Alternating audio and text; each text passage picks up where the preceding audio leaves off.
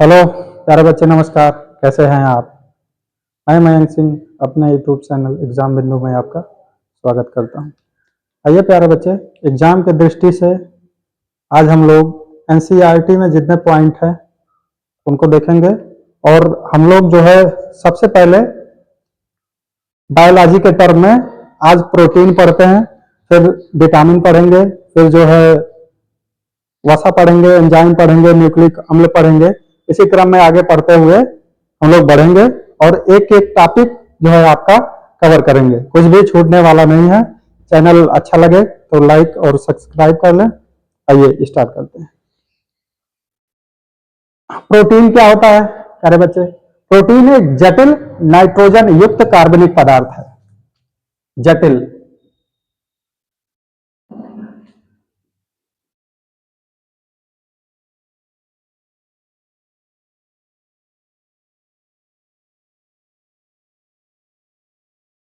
Nitrogen युक्त कार्बनिक पदार्थ।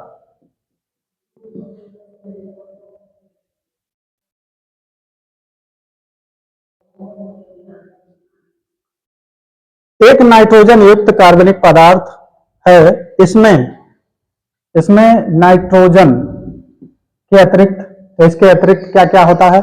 इसके अतिरिक्त होता है हाइड्रोजन, ऑक्सीजन, कार्बन, सल्फर व फास्फोरस, इसकी उपस्थिति होती है। नाइट्रोजन के अतिरिक्त क्या क्या होता है? हाइड्रोजन, ऑक्सीजन, कार्बन, सल्फर व फास्फोरस। जंतु तथा वनस्पति में दोनों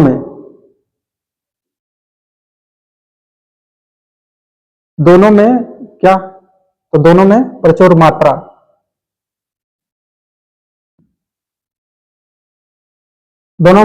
मात्रा में पाया जाता है। जल अपघटन पर एमिनो अम्ल,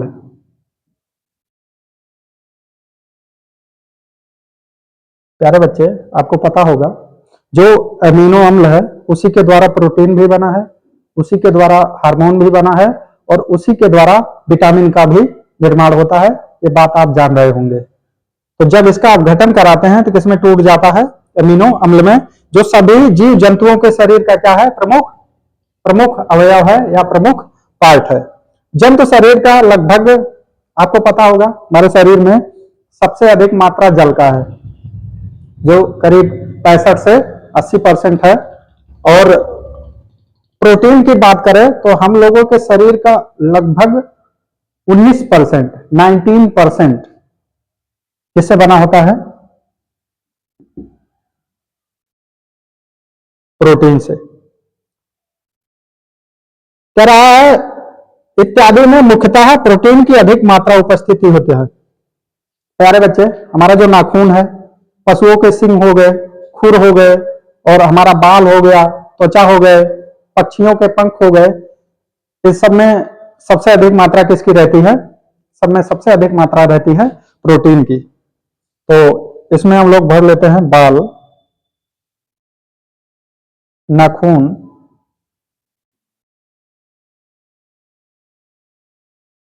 खुर। अब ये मत समझ लेना खुर जो है तुम्हारे निकले हैं, खुर तो पशुओं के होते हैं। सिंह, कमेंट में बताओ किन किन लोगों से सिंह निकल रहे हैं। और इसके बाद पंख, त्वचा इत्यादि, इन सब में अधिक मात्रा किसकी रहती है?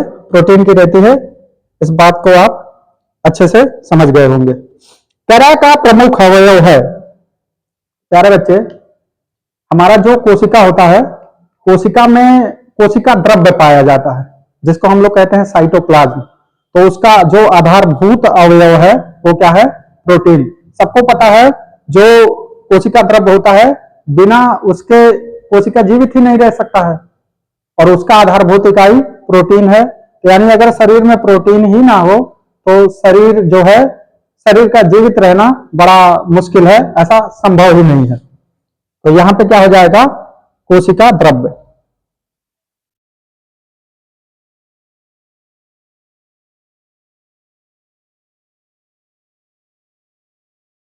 इसको इंग्लिश में बोलते हैं बच्चे साइटोप्लाज्म। यदि भोजन में यदि भोजन में तथा उपस्थित हो तो जीवित रह सकते हैं। बच्चे आपको पता होगा, अभी हमने लिखा है यदि भोजन में कार्बोहाइड्रेट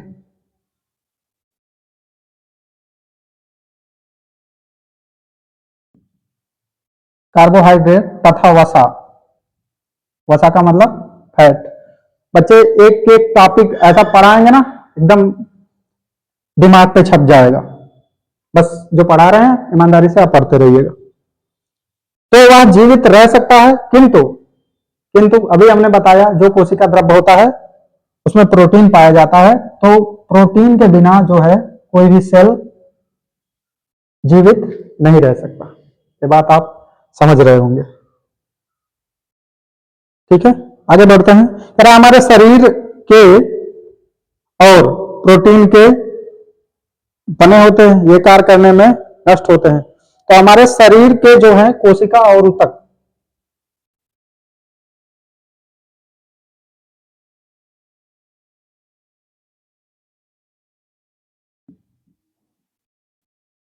कोशिका और ऊतक।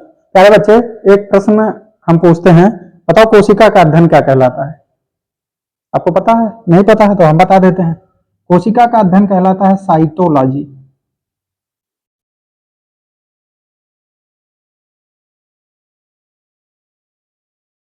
कोशिका और ऊतक प्रोटीन के बने होते हैं जो कार्य करने में नष्ट होते हैं। नए ऊतक के निर्माण में, तो नए ऊतक का निर्माण किससे होगा? प्रोटीन से होगा।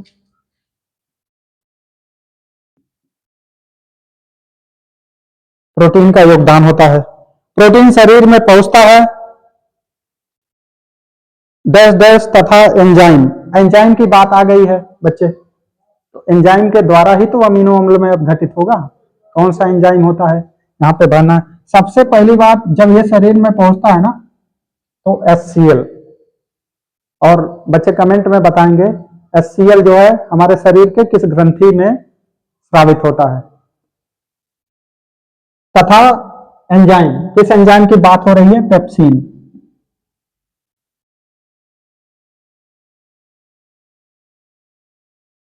पेप्सिन द्वारा अमीनो अम्ल में अपघटित हो जाता है। आइए आगे देखते हैं। यह डैश डैश रुधिर वाहिकाओं द्वारा रुधिर में अवशोषित होता है। तो रुधिर वाहिकाओं में रुधिर तो बहता है, तो यह रक्त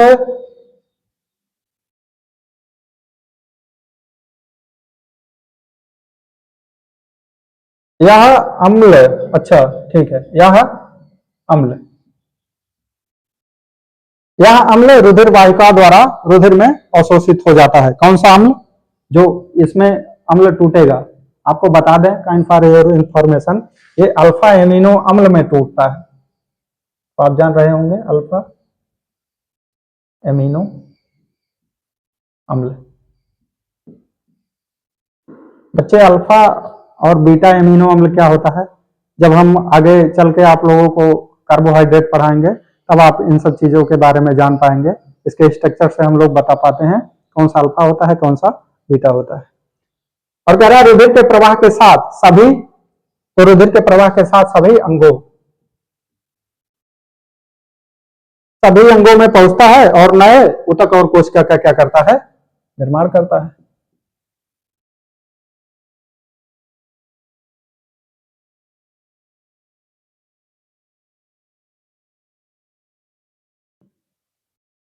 प्रोटीन डैश डैश भी संश्लेषित करता है, तो प्रोटीन एंजाइम को संश्लेषित करता है। ये बात आप जान ही चुके हैं।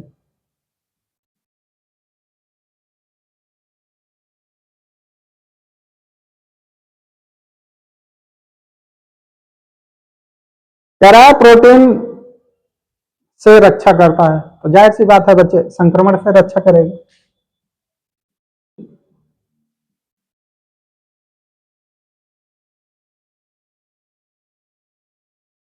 आइए प्यारे बच्चे स्रोत देख लेते हैं कहां से हमको प्रोटीन प्राप्त होगा। इसका मूल स्रोत होता है पेड़ और पौधा।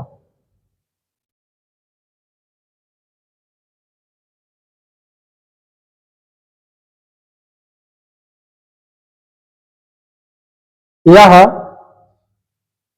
CO2, CO2 का मतलब कार्बन डाइऑक्साइड। बच्चे आप बताएंगे हमारे वायुमंडल के लिए कितने % ऑक्सीजन की आवश्यकता है और हमारे वायुमंडल में कितना % कार्बन डाइऑक्साइड पाया जाता है। या CO2 कहां से आएगा बोलेंगे बच्चे? वायु से। ऐसा तो है नहीं मशीन से CO2 लाएंगे, वायु से ही आता है। वायु से कामा जो यहां पे भर लेना है, हम लोग भरेंगे नाइट्रेट और जल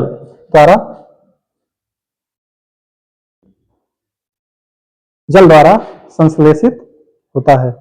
जब को जानवर खाते हैं तो जानवर पौधों को ही तो खाएंगे। जब पेड़ पौधों को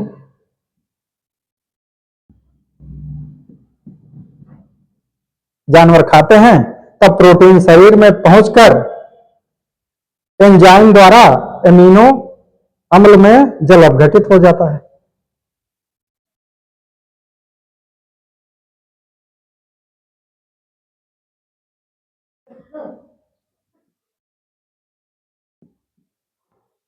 एमिनो अम्ल में जल अपघटित हो जाता है।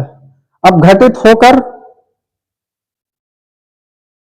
द्वारा अवशोषित होकर ऊतकों में पहुंचता है। तो जब अपघटित होगा तो बच्चे हमारे रक्त के द्वारा अवशोषित होगा तो हमारे रक्त में वो चला जाएगा।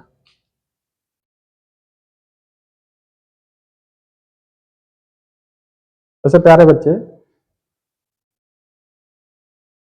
प्रोटीन के कमी से शरीर अवरुद्ध हो जाता है। बुद्धि जो है, बुद्धि का विकास नहीं हो पाता है। हाइट जो ग्रोथ करता है बच्चा, वो भी क्या रह जाता है? कम रह जाता है। एक प्रश्न दिमाग में आया है बच्चे, प्रोटीन के कमी से कौन सा बीमारी होता है? ये आप जो है कमेंट में जरूर बताएं।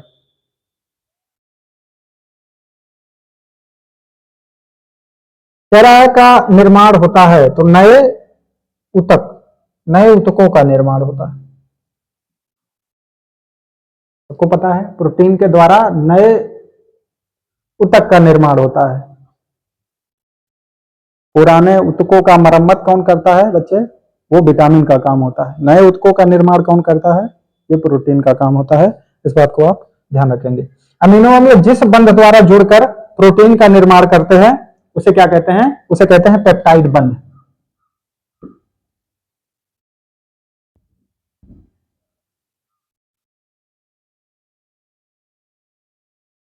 कह रहा है प्रति ग्राम प्रोटीन से 1 ग्राम जब प्रोटीन हम लोग लेंगे तो कितना ऊर्जा मिलता है? तो 4.2 किलो कैलोरी।